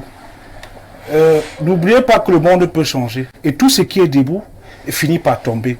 Le Camerounais lambda qui nous écoute aujourd'hui, qui a eu son baccalauréat hier, a besoin de savoir à quoi ce baccalauréat va servir. Nous allons apporter au Camerounais le changement du curriculum de formation académique pour former des créateurs de richesse, afin que désormais, votre parti n'ait plus l'occasion d'avoir des gens qui ont besoin de pain salé. Parce qu'ils auront la possibilité de créer des richesses à partir de la formation qui leur est donnée. Le Camerounais lambda, qui va bientôt prendre la retraite, a besoin de savoir comment il va faire pour vivre. Nous prévoyons un capital d'insertion à la retraite. Et nous parlerons aux Camerounais. Vous savez, aujourd'hui, on parle de cas d'entrée. Peut-être que les manœuvres que vous menez aujourd'hui, vous pensez qu'en faisant ça, tout le monde va démissionner ou partir en exil et vous allez rester seul au Cameroun. Seul au Cameroun. Personne ne va partir. Ça va se passer ici. Comme dit un musicien, ça se passe ici chez nous. Et sachez que, voilà la carte d'identité. Les inscriptions massives sur les histoires vous ont fait paniquer. Le prix de la carte d'identité est monté. Pourtant, dans d'autres pays, l'enfant à la naissance a le passeport, a une carte d'identité, a son extrait d'acte de naissance. Qu'est-ce qui est compliqué? Et inscrit automatiquement. Inscrit automatiquement.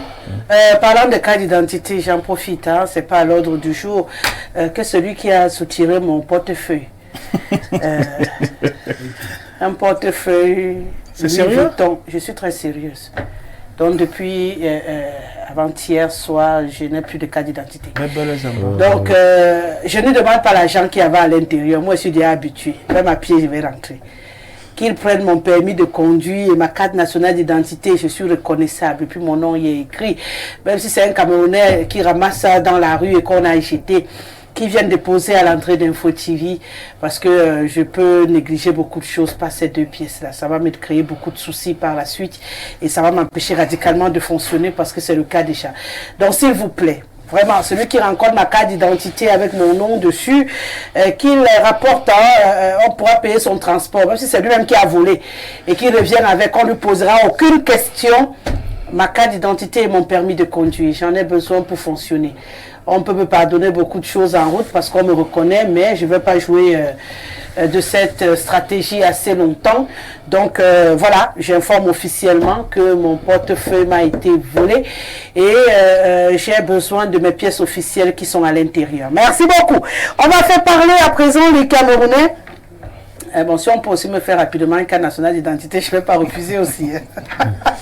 Tout au moins, on peut vous faire d'abord un récépissé. Je veux la carte d'identité. C'est possible de l'avoir en 2 semaines au Cameroun. Je le sais parce que même celle que j'ai, je l'ai eu en 2 semaines. Donc, non, il faut commencer par le récépissé avant que ça ne passe par la carte d'identité. Si je peux encore me faire résister, il faut qu'on me dise que vient, parce qu'on se comprend. Je peux m'en occuper. Merci beaucoup. Oh là là, merci beaucoup, Lucien. Je me calme déjà. On va faire parler les téléspectateurs. Bonsoir, Rosalie. Dans un état de droit, toute analyse sur... bon, on avance. Hein. Les élections ont supprimé quel Camerounais pour qu'on nous parle de moyens financiers. Et Monsieur Omar ou Bidima... Le nom de Dubaï. Je pense que c'est le retour de Dubaï qui lui a donné ce nom. La honte existe-t-elle dans notre univers?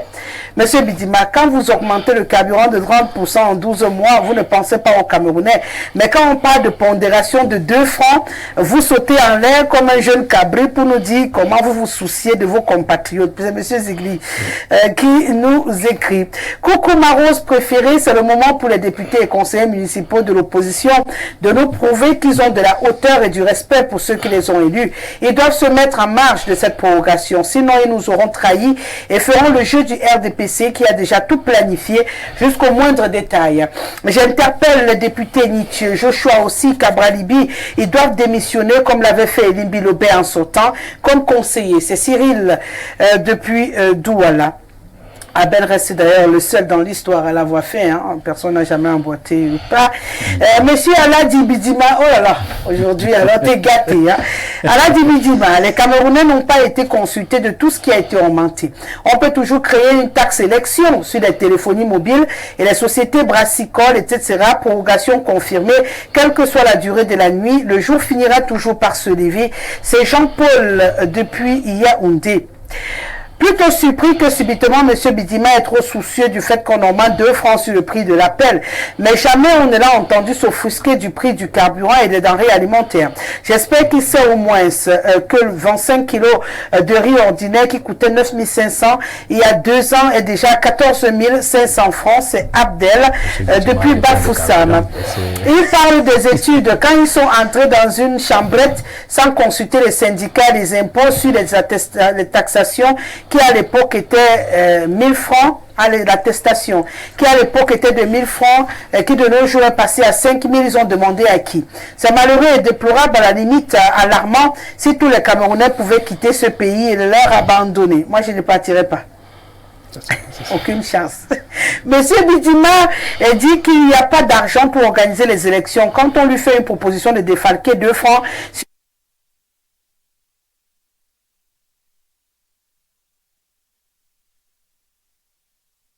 ont-ils demandé l'autorisation du Camerounais? Arrêtez avec des manipulations, on est fatigué. C'est JP Niam qui nous écrit depuis Yaoundé. Bonsoir Rosalie, parlant de la prorogation des conseillers municipaux, là il est désormais clair que ces derniers ne sont plus des élus, mais plutôt des décrétés.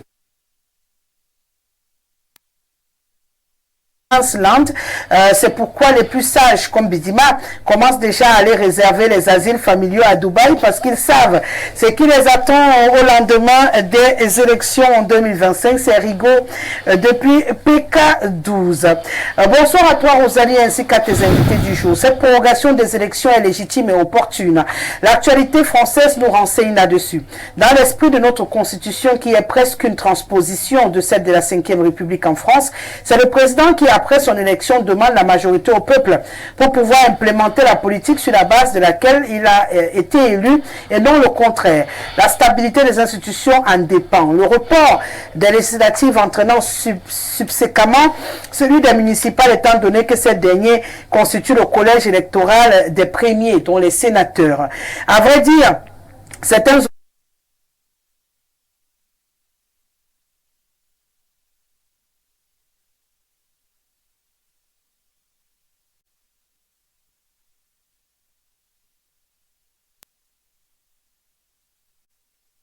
du mandat devrait être une exception et non une règle. Voilà un joueur qui fuit avec le ballon chaque fois que la fin du match approche. On ne fait plus de bruit. Eux-mêmes, ils verront dans les urnes. Il n'y a vraiment pas l'argent. Pourquoi ne pas faire des élections générales le même jour sous bulletin unique? Qui est bête? Le jour s'élève. C'est Sopfrika qui nous écrit. Waouh! Une forme de braquage politique que vante le laudateur pyromane populiste Bidima à nous traîner dans la gadoue. Bidima, vous et votre parti ont dans un esprit luciférien du paranormal, faites pitié à vue des décrets lugubres à vous éterniser jusqu'à la fin des temps. Où trouverez-vous de l'argent pour rémunérer ces futés saignés les conseilleront des municipalités au Sombok? Bidima, nous n'avons pas d'eau, d'électricité et autres besoins primaires, sans oublier l'Olympiade insalubre de la cité Ongolé-Oundou. C'est Massok Thomas. Bonsoir, vous avez très bonne émission, mais après prorogation des mandats des députés et conseillers municipaux, quel sort est réservé aux conseillers régionaux? Est-ce le même corps électoral de 2020 qui va encore élire les conseillers régionaux dont les mandats sont déchus en décembre 2025? Billon André qui demande. Ah, n'est-ce pas, quelqu'un avait dit nous sommes au pays. On verra si c'est ce qui va se passer ou pas. Pour l'instant, les dirigeants de cette nation se foutent du peuple et le peuple souffre. Merci de signer vos messages. Hein. On va du côté du Gabon. Bonjour madame, est-ce que monsieur Bidima est musulman? C'est Abdoulaye depuis Bitam.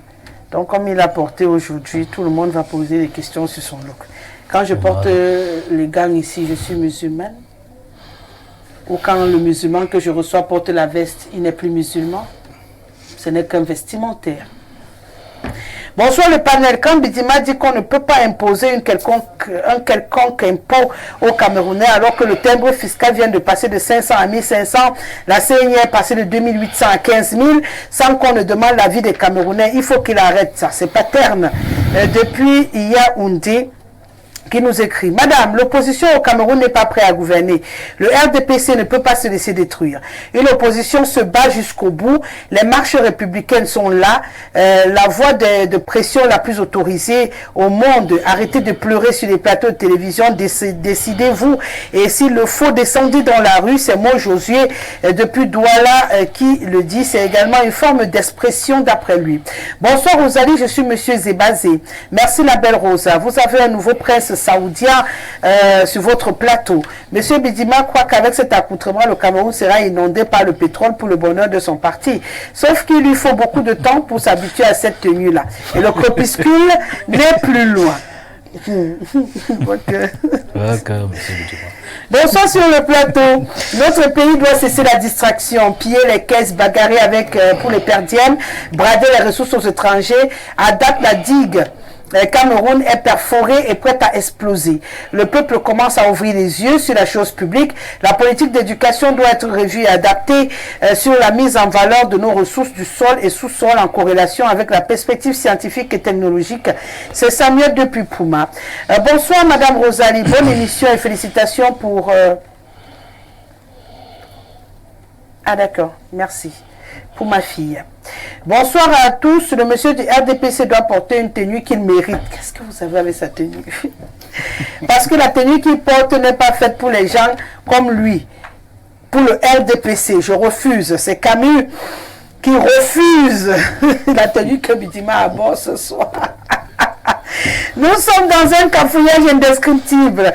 Inscrivons-nous simplement massivement pour mettre hors d'état de nuire ces usurpateurs qui ont pillé systématiquement le pays depuis plus de 42 ans. Allez, on prend une transition, on revient pour la suite.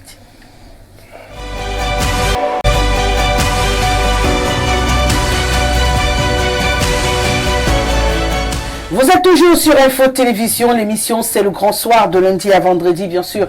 On prend beaucoup de bonheur à se retrouver sur ce plateau pour échanger autour des sujets qui font l'actualité, tant sur le plan national qu'international. Et bien sûr, on va s'intéresser à un autre problème qui est très national et qui secoue énormément les quatre coins du pays, même si la partie septentrionale est la plus concernée par ces affrontements intercommunautaires qui semblent ne pas vouloir s'arrêter. On a eu également quelques cas enregistrés dans le sud du pays, à l'est également et à l'ouest. Mais la partie septentrionale, chaque saison, on a à peu près les mêmes rengaines, les mêmes groupes qui s'affrontent. On a l'impression que c'est un rendez-vous désormais. Et on a envie de se demander pourquoi. Est-ce qu'il n'y a pas un moyen d'arrêter ce phénomène? Parce qu'à peu près dans les mêmes périodes, on commence à vivre ces affrontements intercommunautaires qui ne semblent pas vouloir s'arrêter. Et nous, on se demande pourquoi ça ne peut pas s'arrêter. Pourquoi ça ne peut pas s'arrêter et pourquoi ça se déroule toujours presque dans les mêmes périodes, Ouais. Je crois que pour la première question, il faut dire que ça ne s'arrête pas parce que ceux qui sont censés travailler, ceux qui sont censés peser de tout leur poids pour que ça s'arrête, ne le font pas assez. Je parle bien des autorités administratives, religieuses et traditionnelles. Certes, ils font quelque chose, mais c'est insuffisant parce que ça se répète toujours. Maintenant, pourquoi cela se fait toujours ou presque toujours aux mêmes périodes de l'année? C'est tout simplement parce que vous avez des communautés qui se disputent. Des communautés, certaines font dans l'élevage, donc ont besoin du pâturage. D'autres font dans les cultures, les agricultures. D'autres font dans la pêche. Voilà. Maintenant, quand vous avez du pâturage, en période, en juin, juillet, août, il n'y a pas assez de pâturage. Donc, les animaux sont tentés d'aller vers les champs des agriculteurs. Ou alors, les animaux sont parfois vont là où on est en train de faire la pêche. Vous voyez, donc, pour boire de l'eau. Parce que les animaux, ils doivent manger des herbes, disons comme ça, du pâturage, et boire de l'eau.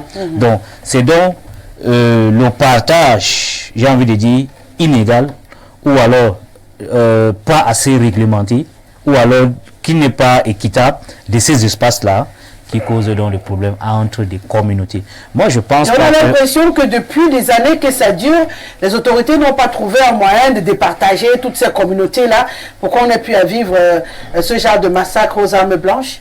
Je comprends un peu la difficulté des autorités. Parce que comment vous faites pour partager ces espaces-là entre les agriculteurs, les cultivateurs et les pêcheurs? C'est difficile.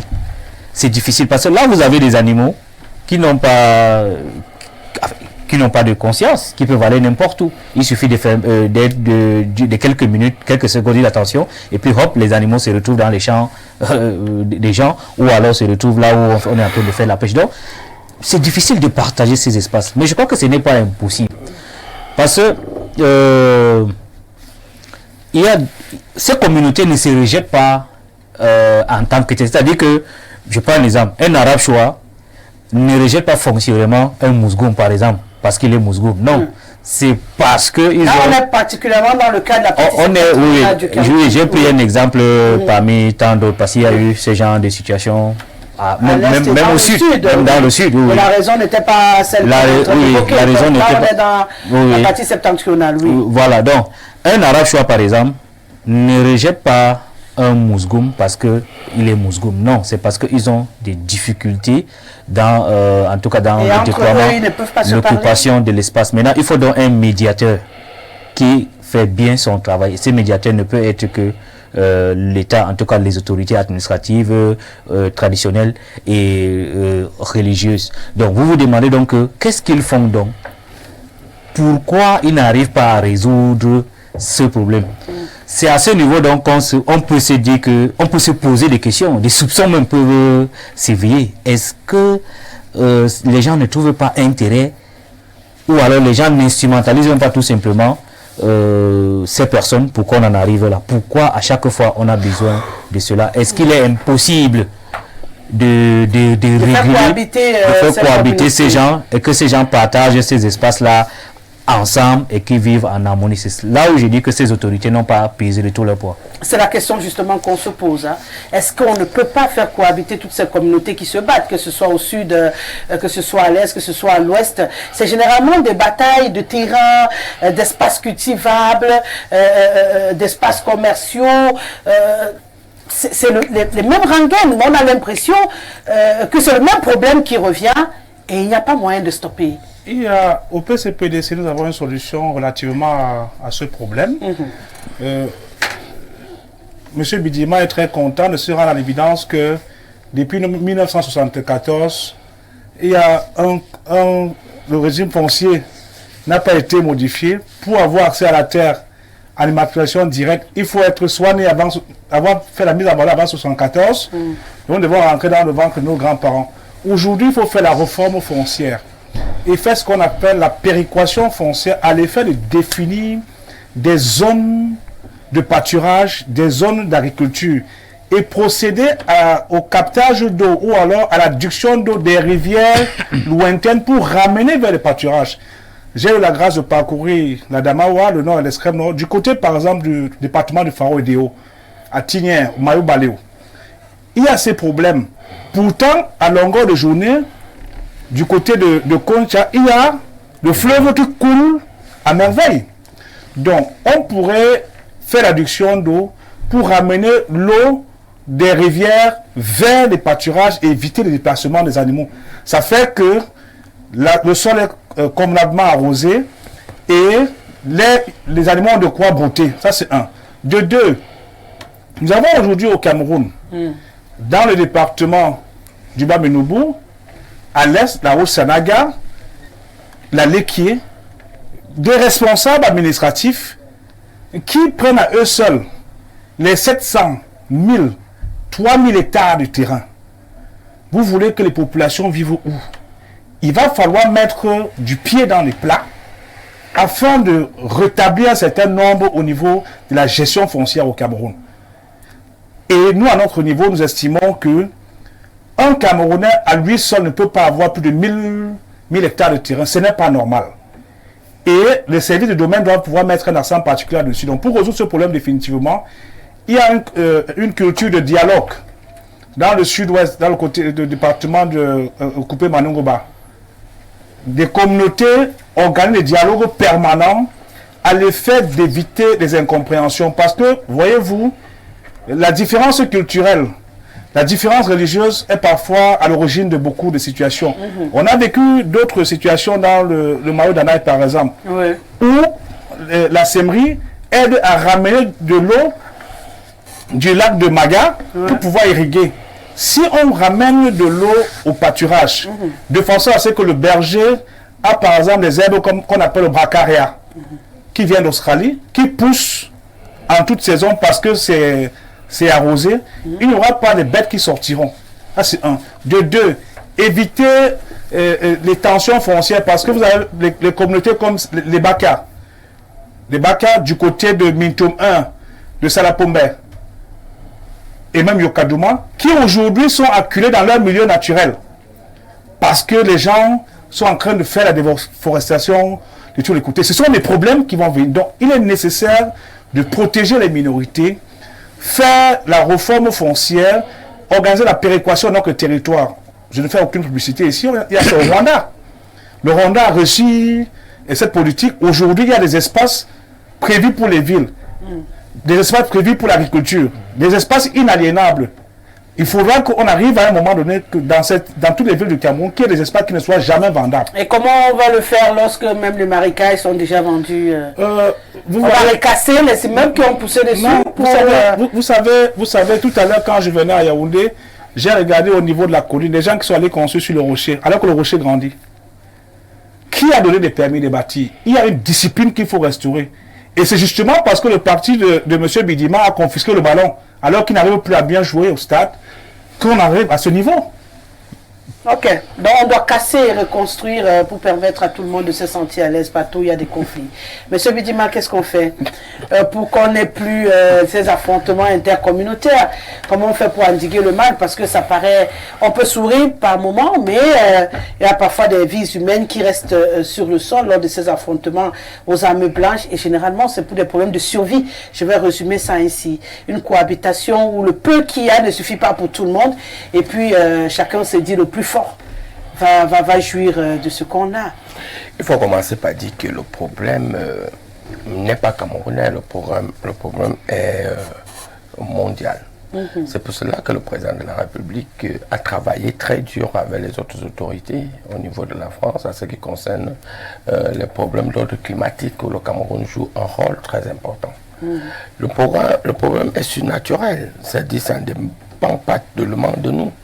D'autant plus que, quelles que soient les conditions, tout ce que le président va dire, nous avons des habitudes qui sont ancrées. Je suis par exemple mveleux, j'ai un village, je suis ASC, et dans mon village, vous ne pouvez pas me demander de quitter mon village pour aller loger dans un autre village sous un prétexte quelconque. Et si j'ai une portion de terrain, je veux bien mettre ça en valeur. Pourquoi? Je pense à mes parents, je pense à mes origines, etc. Donc il y aura difficilement de dire que on va déporter telle communauté de tel terrain pour amener, parce que ils font l'élevage. Non, il faut venir faire peut-être l'élevage au sud, parce que là-bas on trouve beaucoup plus de forêt. Non. Il faut résoudre le problème d'une manière globale. La première des choses, c'est que ce n'est pas un problème d'ordre politique, hein, qu'on en vienne encore à dire le EDPC, etc. C'est un problème communautaire. Il ne faut pas instrumentaliser cette communauté, c'est ça le problème. Et je crois que c'est de part et d'autre. Si d'aventure, certaines personnes essaient d'instrumentaliser pour en tirer les prébendes, c'est tellement malheureux, d'autant plus que les vies en dépendent. Il faut aller jusqu'à faire asseoir ces communautés, parce que, posons-nous les questions, ces communautés vivent depuis des siècles. Ils vivent de l'agriculture, de l'élevage. Ils ont des possibilités, ils ont des possibilités de faire discipliner eux-mêmes leurs bêtes. Le plus souvent parce que les bêtes, si on parle des vaches, si on parle, ne s'évadent pas n'importe comment. Donc, il faut c'est pour ça qu'il y a des bergers. Voilà, il faut aller dans le sens du dialogue. Je peux être d'accord avec le président. Parce que seul dans une communauté, l'autorité ne peut pas régler les problèmes d'un village. Il faut le dialogue au sein de ce village. Et c'est pour cela que j'en appelle ici à la responsabilité des élites de ce côté-là. Parce que les élites doivent jouer un rôle serein, un rôle sérieux, et non un rôle de pensée. Aujourd'hui, moi, je suis contre, moi, personnellement. Moi, dans mon village, j'ai pris 2 hectares pour construire peut-être ma petite concession et prendre 1 hectare pour faire un peu d'agriculture. Mais je ne suis pas allé jusqu'à prendre 10 hectares, 20 hectares, etc. En empêchant les autres qui sont là au village. C'est dans mon village, moi parce que j'ai un peu de moyens, moi j'en venais à prendre 20 hectares. Les autres vont travailler où? Donc, tous ceux qui se lancent là, d'acheter le terrain d'une manière totalement désordonnée, moi je dis, au-delà du fait qu'il faut réviser le problème foncier, il faut le revoir, moi je suis contre. Je ne suis pas contre par rapport à une tribu ou à un individu. Parce que ça n'a rien à voir avec l'individu. Parce que Rosalie, d'une manière ou d'une autre, on est quelque part, on a les habitudes de cet endroit, on meurt là parce qu'on a les parents qui sont nés là. Mais si on en vient par exemple à Esseux, là où je suis président des élites, et que d'autres personnes viennent d'ailleurs et achètent tout le terrain, vous croyez que nos enfants, nos petits-enfants, nos arrière-petits-enfants vont vivre comment? D'autant plus que ces personnes qui viennent acheter tout ce terrain, eux, ils ont leur village.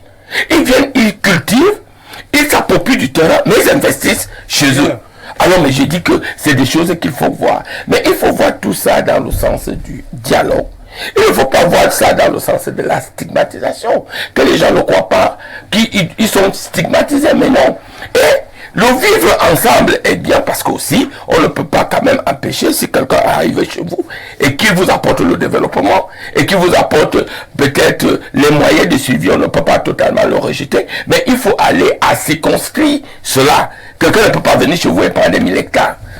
Quelqu'un ne peut pas venir chez vous et prendre totalement 10 hectares. Je suis d'accord avec vous. C'est des problèmes qui doivent être revus, des problèmes qui doivent être totalement organisés. Alors, mais je viens aussi avec, je demande toujours, parce que vous avez parlé du problème foncier, j'attire toujours l'attention, là je ne parle pas comme le RDPC, j'attire l'attention des autorités administratives et c'est un chef du village en complicité qui joue ce jeu-là, qui joue ce rôle-là. Peut-être vous êtes chez vous, vous ne savez même pas ce qui se passe dans votre village, mais le sous-préfet, lui vient chez vous, lui commence à dire les limites du terrain et donner à tel ou tel, parce que tel ou tel aurait donné les moyens. J'attire leur attention, parce que les problèmes fonciers, nous savons partout, ça a créé des problèmes incroyables. Parce qu'on ne peut pas, Rosalie, vous déloger de votre village. Ce n'est pas possible. Et en ce qui concerne ces communautés, j'attire l'attention de ceux qui veulent mettre le feu. Parce que le problème, regardons ce qui s'est passé au Rwanda. Ne croyons pas que l'histoire du Rwanda est totalement derrière nous. Ça a commencé comme ça là, à attirer et à tisser une certaine haine. C'est pour cela que je suis toujours parfois très d'accord avec le ministre Atangadji qui est contre tout ce qui distille la haine, tout ce qui distille les paroles pour diviser, tout ce qui vient là pour leurs propres intérêts. Et j'attire l'attention des élites, moi en faisant partie. Nous ne pouvons pas continuellement utiliser nos propres moyens pour totalement écraser les autres et penser que nous sommes à Yaoundé, nous sommes à Douala, nous sommes là. Nous bénéficions des moyens de l'État, peut-être parce que nous avons fait l'école, nous avons du travail, et que nous repartons dans nos villages, écraser totalement nos frères qui sont là-bas, nos cousins qui sont là-bas, en prenant toutes les terres. Non, ce n'est plus possible. Il faut que nous y allons dans le sens de dire que il faut une éducation. Et cette éducation-là ne concerne pas un seul parti politique, ça doit tous nous concerner.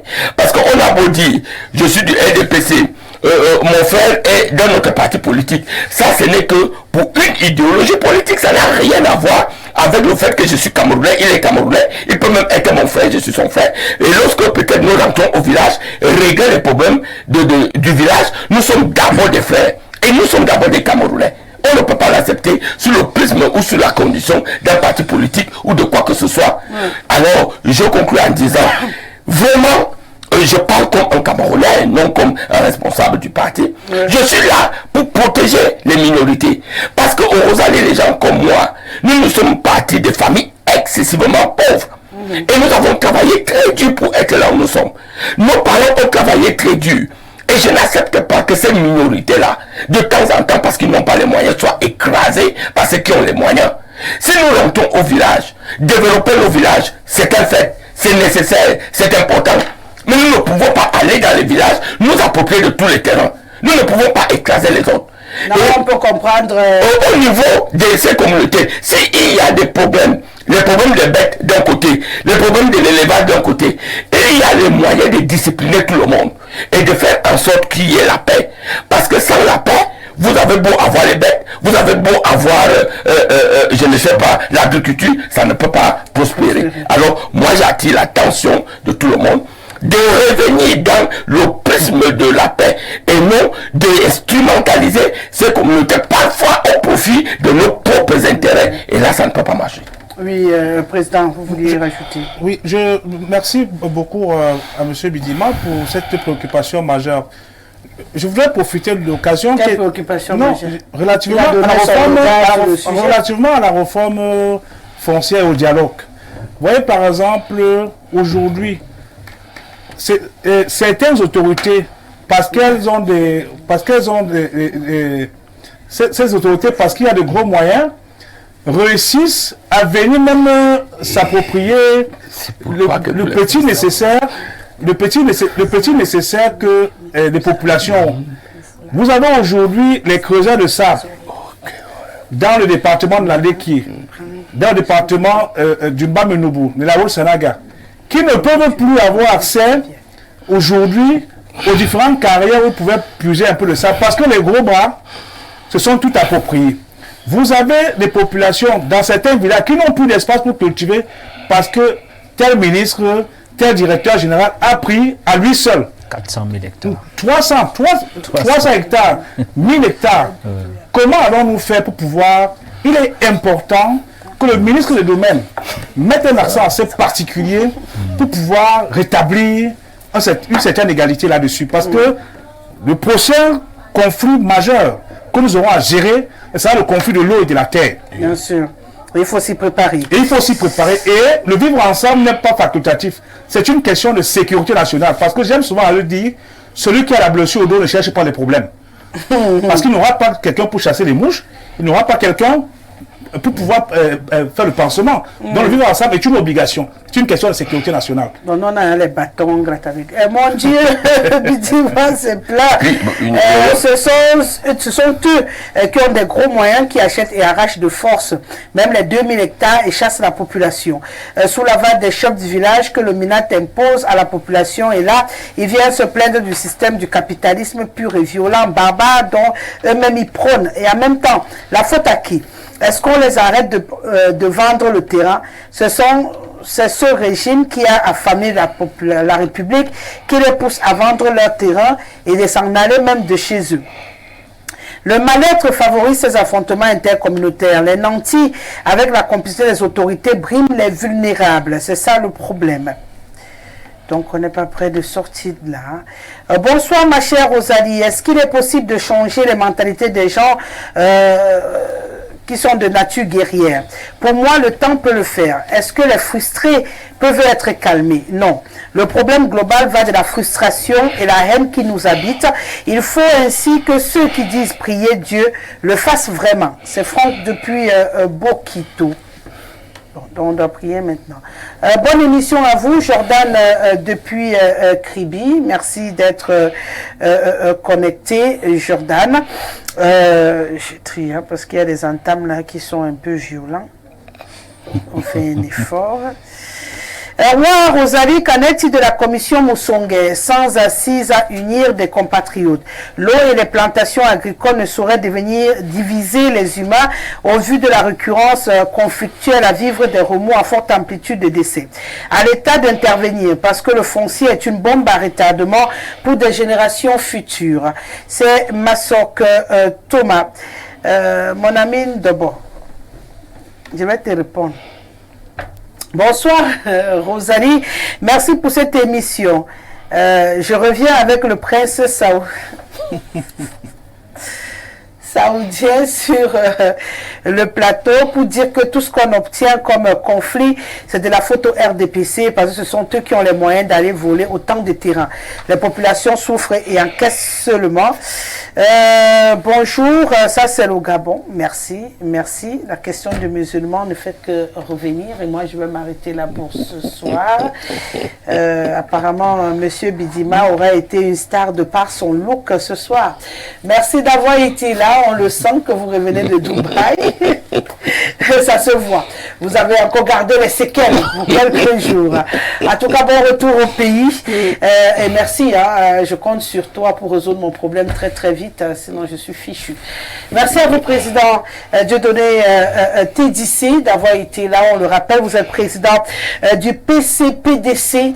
Oui, Ça veut dire quoi? Parti camerounais pour la paix, la démocratie et la construction. Et je voudrais rassurer Rosalie que la question de l'insécurité, tous ces enfants qui pillent les porte-monnaies de gauche à droite, nous en faisons une question particulière dans notre vision de la société. D'accord, vous nous la donnerez dès que je parlerai de sécurité sur ce plateau, je vous promets. Merci Yaya Bello. C'est moi qui vous remercie. Bon courage, je sais qu'en ce moment, c'est pas facile en tant qu'homme politique. Non, tout va bien. Ça va bien? Très très bien. Tout roule? Tout roule bien. D'accord. On vous souhaite que tout cela puisse bien rouler Merci. Pour la suite. Merci Ismaël. On est arrivé au bout de cette semaine ensemble. On s'est accroché. Merci à Anissé Nomo qui a mixé cette émission ce soir. Je remercie également les deux autres diffuseurs qui font le relais avec lui, Célestin Tomo et Guy Fernand qui bien entendu joue à s'interposer toute la semaine pour nous permettre d'avoir ce programme. Je fais un clin d'œil également à mon réalisateur Ben Valls. Je vous laisse en compagnie de Solange Ayuketa qui ouvre bien sûr les journaux du week-end en langue de Shakespeare, c'est sa responsabilité. Et bien entendu, Alida Kouvondor sera là pour la version en langue française lorsqu'il sera 20h. Quant à moi, je vous dis simplement bon week-end à tous. On se retrouve lundi avec le même plaisir et le même bonheur. Bon suite de programme sur nos antennes. Sortez couverts.